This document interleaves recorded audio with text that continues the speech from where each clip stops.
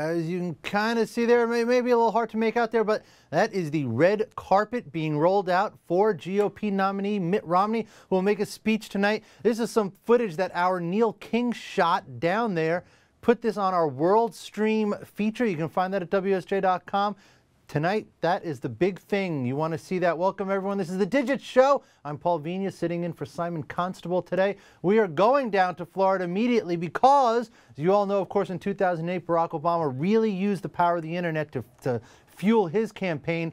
2012, though, was really the social election, and WSJ's social media director, Liz Heron, is down at the Google Center. They have a big complex down there at the RNC with Google's, I believe, the marketing strategy executive, Daniel Sieber. I had to look at his name up. Sorry, folks.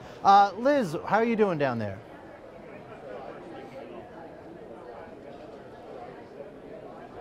Good, thanks, Paul. Yeah, I'm here with Daniel Sieber, who's one of Google's marketing executives, and we're at the Googleplex that they have transferred down here to Tampa for the RNC. So just quick disclosure that the Wall Street Journal is one of several media partners featured on Google's YouTube politics page during the RNC and the DNC. So Daniel, last night seemed to resonate quite a bit online, and I would love to know what kind of trends Google and YouTube have been able to capture about what people are saying after Condi Rice's speech, Paul Ryan's speech, and what we might be looking forward to for Mitt Romney's tonight. Sure. So, not surprisingly, Paul Ryan was up at the top, but number two was actually Susana Martinez, the governor from New Mexico. She was really a breakout star. In fact, her search trends and interest in her was really up there. Paul Ryan being number one, he actually beat out Ann Romney's search interest from the night before by 25%. So a lot of folks curious about him. Number three, Condoleezza Rice, and number four, John McCain. So that makes sense in terms of people's viewing habits, perhaps. They were curious to know more about those candidates and those folks. In terms of Paul Ryan's speech itself, we've broken it down minute by minute to see when search interest spiked. And in particular, people were interested in his music references. So when he talked about AC/DC and Led Zeppelin being his playlist, they looked at his mother. He mentioned that his mother was his role model, and so people were searching that.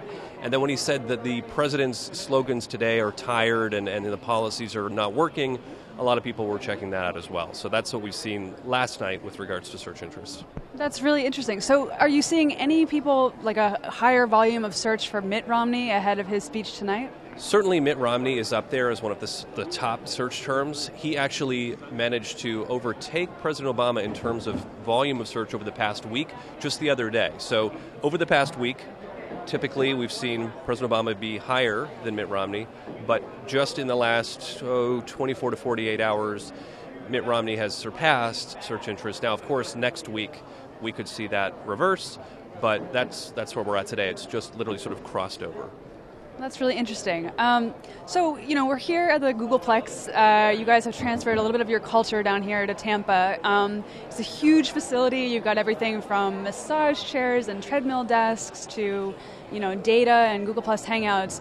I think, our viewers would just love to know, why does Google have such a big presence here, and what are you trying to get out of the convention? What are you doing down here? Yeah, well, you mentioned the flavor and the sort of ambience of what's happening here, and it is kind of like bringing some of Google to the convention. We were in Iowa as well.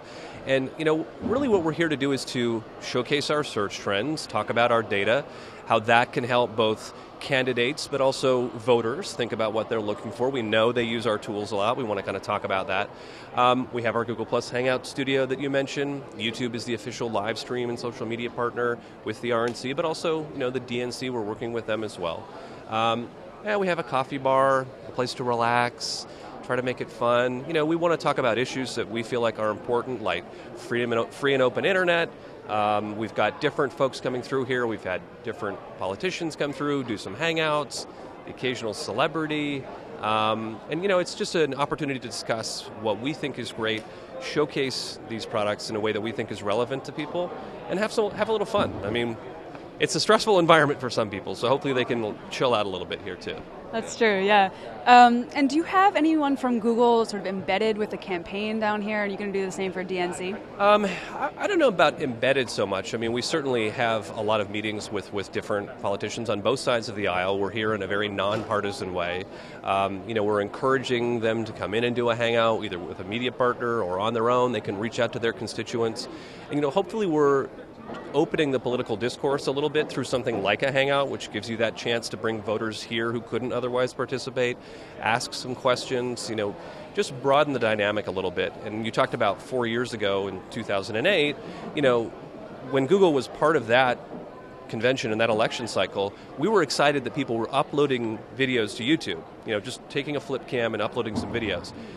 Today, we're live streaming it. We have the youtube.com/politics hub. We have Google Plus Hangouts. People are more and more accessing, as you know, social media on their mobile devices.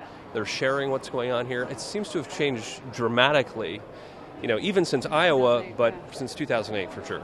Yeah. Well, thank you so much for being with us, Daniel, and back to you, Paul. All right. Thank you very much, Liz. Thank you, Daniel.